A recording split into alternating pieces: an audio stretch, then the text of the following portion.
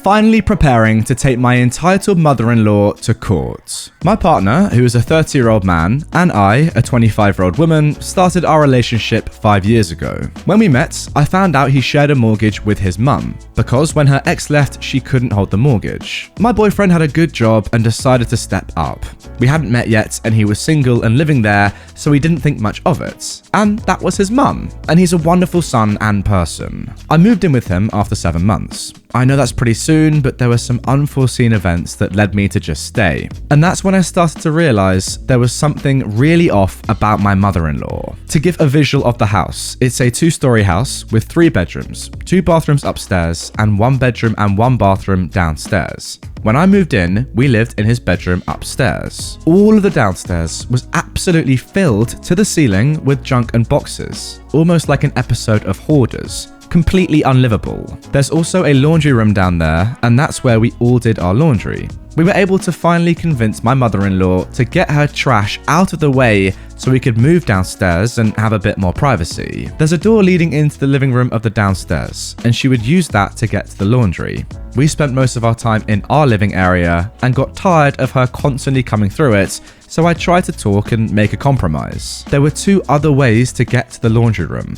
One way is down the outside stairs to the laundry room door, and the other is through the garage and through the hall. I went and bought some curtains to set up on either side of the doors, so she had her own special hallway. But she kept coming through after agreeing to use the other ways. One day, we replaced the doorknob with a knob with a lock that locked from the inside. We'd locked up and left the house for a few hours. When we got back, we found she'd taken a butter knife and forced open the lock, something that could have easily been avoided. When we confronted her, she got on the floor and cried, and my boyfriend went over to comfort her. That is when I realized that she manipulates him. I only asked why she did that, and she broke down with crocodile tears. Eventually, I convinced my boyfriend to get away, and we moved into an apartment in town. It was bliss. I think from there, he started to gain a lot more confidence and stopped talking to his mum as much. This was about 4 years ago. After we moved out, my mother-in-law decided to spend a bunch of money and renovate the downstairs and make the house into a duplex type situation, with her living in the bottom. It's separate now, and she's invading nobody's space. She charges the tenants over 2,000 Canadian dollars to live upstairs, which pays her almost paid off mortgage and all of her bills. My boyfriend is still on the title and mortgage of the house. When he was there, he was paying for everything, including her phone bill.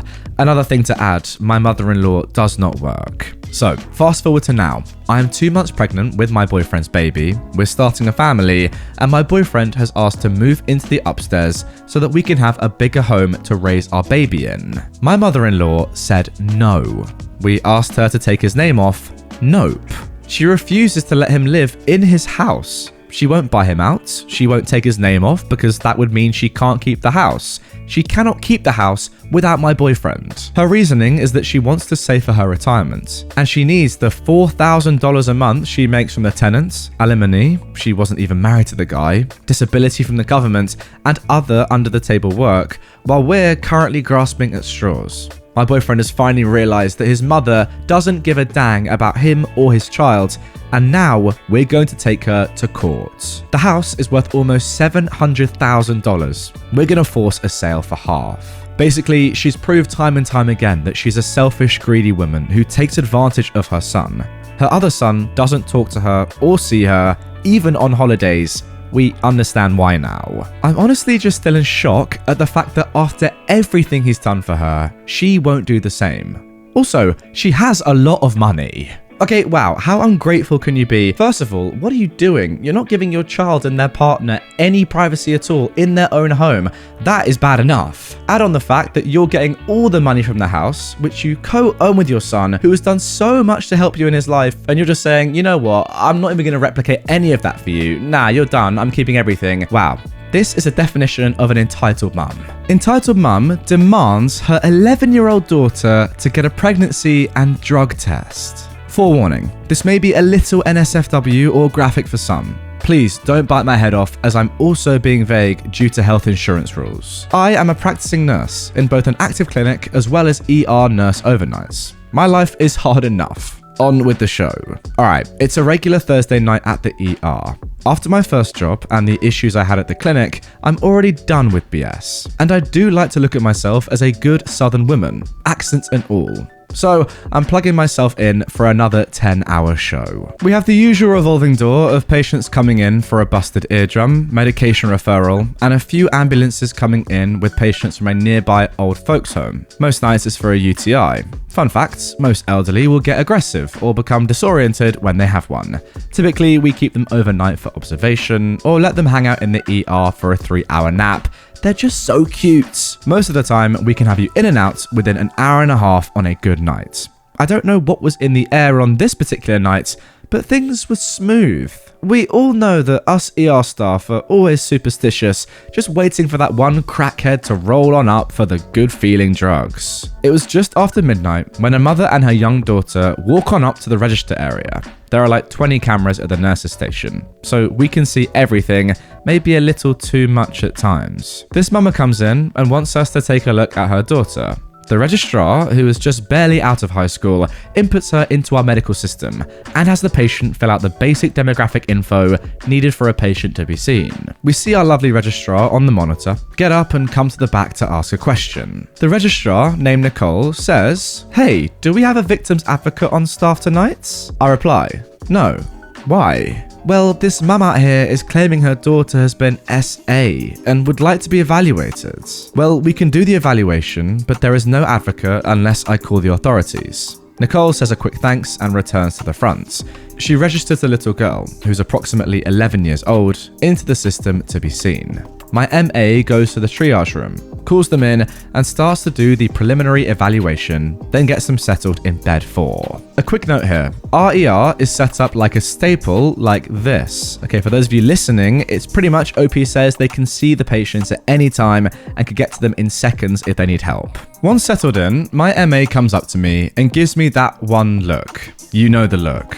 That mama is crazy. And that she was. It's not so much that she is crazy, it's that this mama makes heck for anyone. I get up and go into the room. I greet the mother and her kid, and I ask them what they're here for. "My daughter has been SA'd. I want her to get all the testing."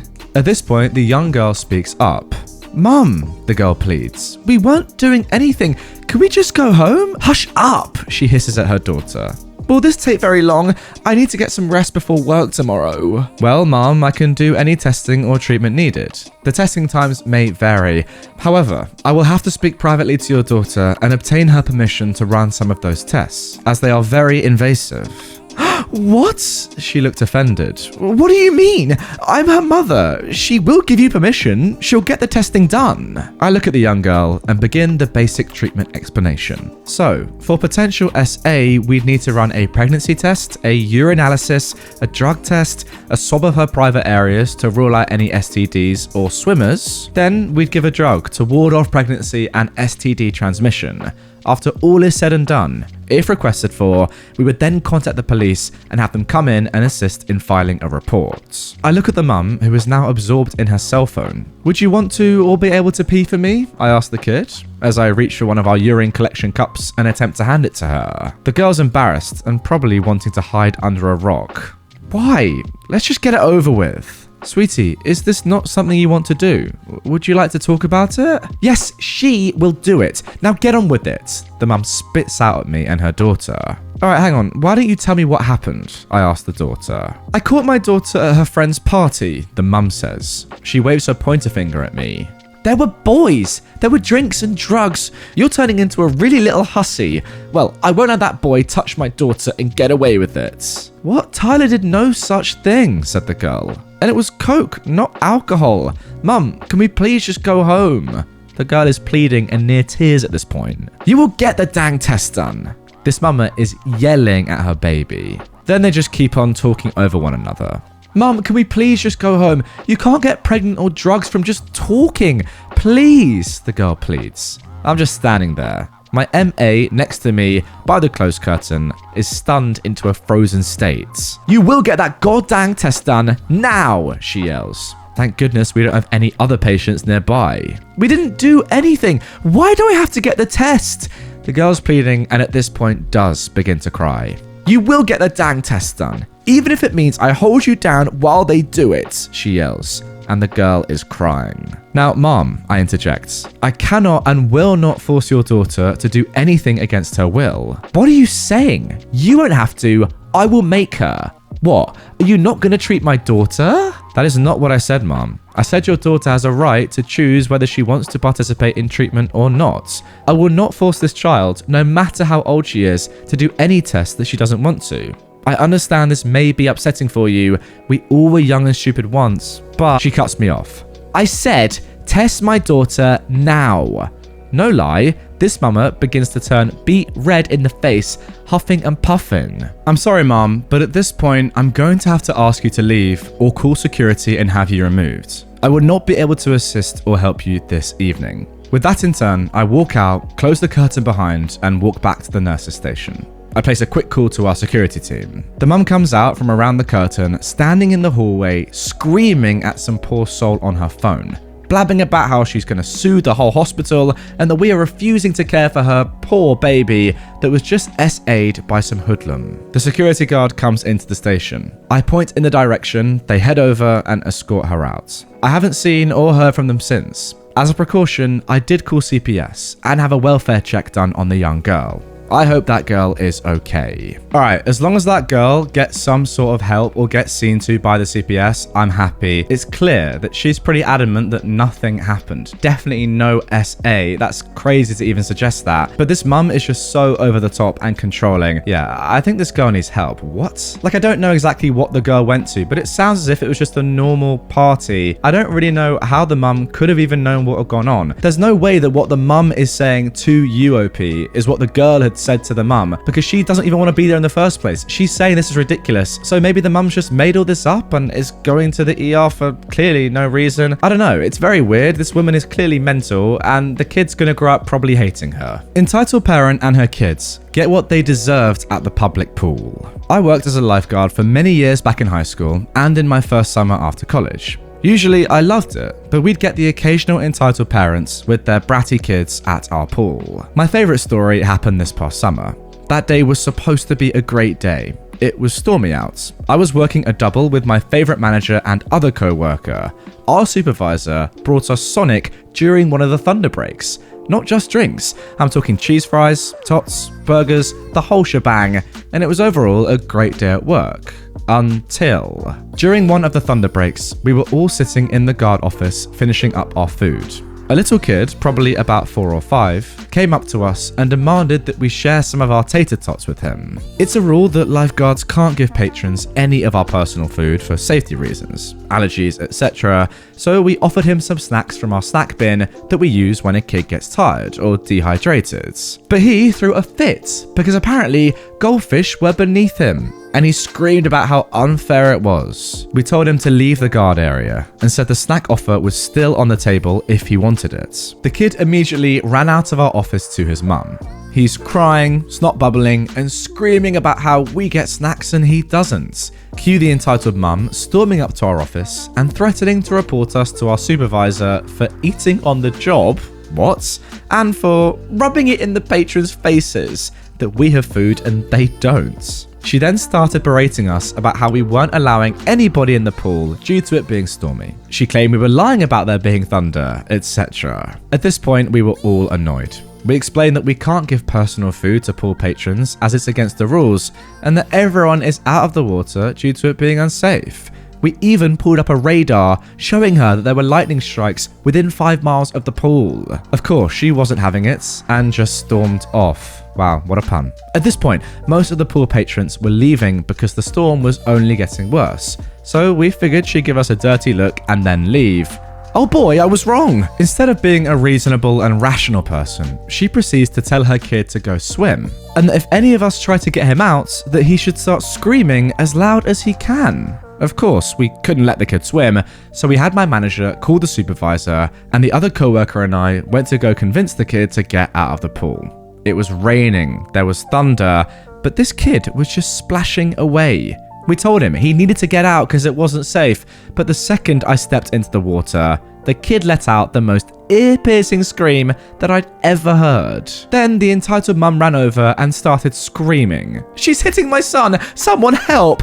And she tried to physically pull me out of the pool. Unfortunately for her, my supervisor had just arrived and he was already on the phone with the police. She was screaming, the kid was screaming, and I was fuming. I wanted to smack that woman and her child so bad, but I restrained myself. My supervisor came over and told them that they needed to leave or they'd be escorted out by the police. Surprise, surprise, she wasn't having it. The police got there about 5 minutes later, escorted her out, and she was banned from ever coming to the pool ever again. About 2 weeks later, she ended up trying to come to the pool again with her son. She came in, ignored the sign-in sheet, and just told her kid to get in the pool. We called the cops and she was fined for trespassing. She left screaming, with her screaming brat following behind her. She then tried to start stuff on this awful app called Nextdoor, saying that we were discriminating against her, blah blah blah, but that was the end of that. That incident made me stop lifeguarding altogether.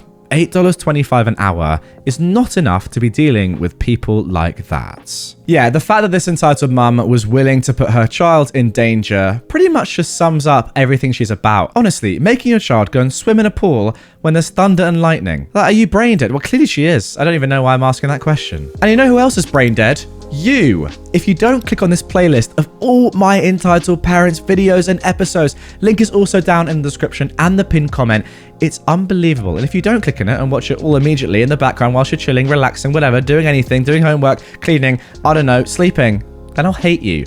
So do it for me and I'll love you forever. It's a 50-50. It's up to you guys. Click it, link below. I love you.